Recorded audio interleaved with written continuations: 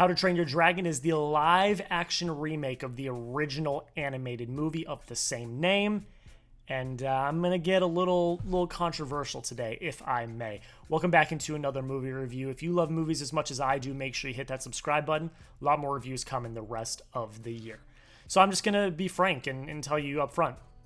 The How to Train Your Dragon trilogy is one of, if not my favorite trilogy of all time. And I'm not just talking animated trilogy of all time. I'm talking trilogy as a whole over the original Indiana Jones, the original Star Wars, the Before trilogy, you name it, any trilogy that is historic. For me, the How to Train Your Dragon trilogy is just something different.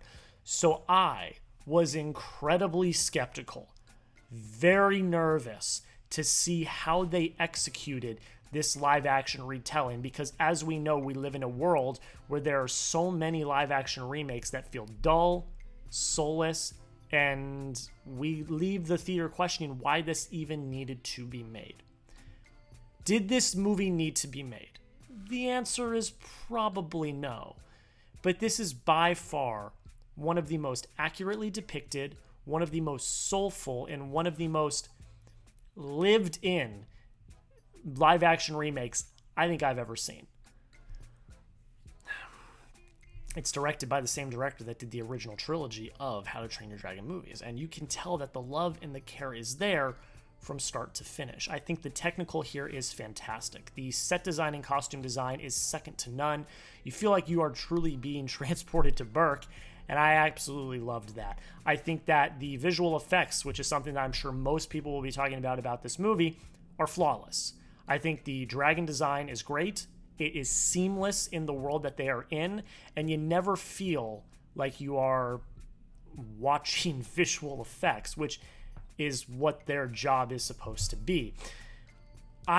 One of the things I was most skeptical about was the flying. How is it going to look? You know, we've seen bad flying in Game of Thrones. We've seen really good flying in Game of Thrones, and this was top notch. I think that the cinematography in particular on these flying scenes was quick. It was frenetic, it kept you engaged, and it made you feel like you were actually there flying with them. And that was something that I really appreciated and really respected about the technical aspects of this film. Let's talk about the casting, because there was, as there always is, some controversy around the casting, and I wanna give my thoughts. I think Mason Thames as Hiccup is picture perfect. I mean, there's really nothing to say. He embodies the character of Hiccup to a T. I really loved his rendition of this character, and, you know, knock on wood, hopefully the sequels get made. I would love to see more of him in this role. I think Gerard Butler returning from his original voice casting role is great. I thought he really brought a great sense of stoicism to the role that he already did in the animated version, but to bring him back for the live action I thought was special, and I thought he absolutely killed it. Someone I actually really enjoyed was Nick Frost. I thought his character was fantastic. I thought his character work was really well done.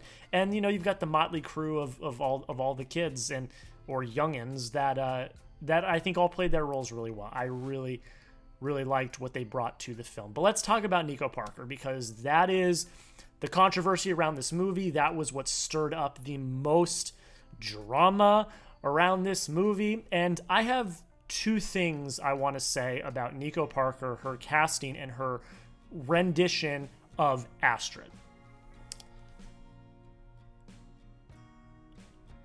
I thought she was fantastic. She absolutely nailed it. I loved Nico Parker as Astrid. She was made to play that role.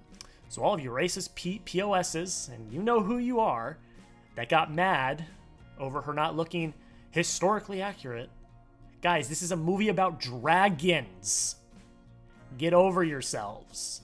It's not that deep. All right, back to what I was saying. I think Nico Parker does kill the role of Astrid, and that's a pivotal role. That is the secondary character, the secondary kind of lead to this story, and she made it her own, and she brought again, like Gerard Butler, a sense of stoicism to it, and I really liked that and respected that. And Yeah, I'll protect her with anything, because these online trolls, they are brutal and vicious, and I think that she absolutely killed the role, and I cannot wait to see her do it again in the potential upcoming sequels. I think her and Mason Thames worked really well together. They had really great chemistry, and that's all you're asking for when you're looking for Hiccup and Astrid in real life. They killed it. I loved it. The casting, I think, personally, was picture perfect. I think the score also was fantastic. You're bringing back the original composer. You have the original score. This score is one of my favorite scores of all time. It gives me full body chills anytime I listen to it. I was literally bumping Test Drive, the track from the first time that Hiccup and Toothless fly together, in my car from my full-time job as an adult to the movie theater. I was bumping it the entire time. The score in itself is a character of its own, and is one of the reasons why I love this trilogy so much, is because of the score and the overall composition. And having it there was fantastic. It brought, again, a sense of life, heart, and soul to this film. And, again, it's hard to critique the writing when it is basically a shot-for-shot remake of the original. I feel like I kind of am in the minority here of enjoying this as much as I did. I mean, spoiler alert, I really enjoyed this movie. And as a How to Train Your Dragon purist, as I like to call it, I am a little bit surprised that I was, but I'm also a little bit surprised that I'm in the stark minority. You don't get a live-action movie nowadays that has as much heart, and you feel as much soul as this movie. You can tell that the care was taken to make it as accurately as possible to the original. I'm not talking historical accuracy, because again, this is a movie about dragons. It's not that deep, folks. But I'm talking about accuracy to the original, paying homage to the original, and doing it justice. Again, bringing back the original director, the person that came up with this entire world, is important. And you can feel the reverence that everyone that worked on this movie had toward that source material. And I respected that. I love the original story, so obviously I'm going to love this because it's the same thing. But it being live action, just added a new charm to it. If I have to pick between the two, I'm always going to watch the animated, of course, because it's the best. But I am happy that this movie exists. It's going to find its own generation. And I think that's the thing that people don't understand about some of these live action remakes. A lot of them are not good. They are soulless. They are devoid of color. They don't have any heart or passion or soul. I get that. Most of them are. But for something like this, to have the amount of passion it was to get it right, you're going to find a whole new generation of kids that have not seen the original animated film. And this is going to be their introduction to this incredible story. And for that, I respect and love that it exists, because it is just as good story-wise as the original. I really enjoyed it. If you're a fan of How to Train Your Dragon, I would at least go give it a try, because again, it's the same story that you know and love. And I think that the actors, the director, the cast, the crew, everyone involved did their best to make it as magical and bring as much passion and heart to it as the original. Will you ever watch it again? Maybe not. Again, I will always default to the original animated film. But I'm happy that it exists for the generations that are going to come after. And that's all I got to say.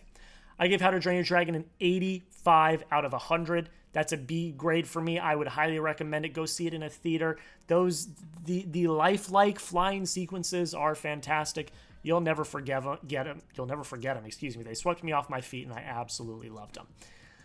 That's it. That's where I'm going to end the review, guys. Thank you all so much for watching. Go down below in the comments. I want to have a conversation. Give me your honest thoughts on this film. It's okay to not like it. If you're a fan of the original How to Train Your Dragon and you found it lifeless and didn't like it and this and that and the other thing, let me know. I'd love to have a conversation with you, get your thoughts, tell you why, ask you why you thought that way that you did, and maybe we can have a little conversation. Again, myself, I absolutely love the original trilogy. I think it's some of the best filmmaking I've ever seen, animated or live action. And look, again, I will always default to the original animated film, but I am happy that this exists, and I'm glad that it exists, and I do not feel like it is a waste of time, and I think that is the biggest part of this, that is the most important. That's it, guys.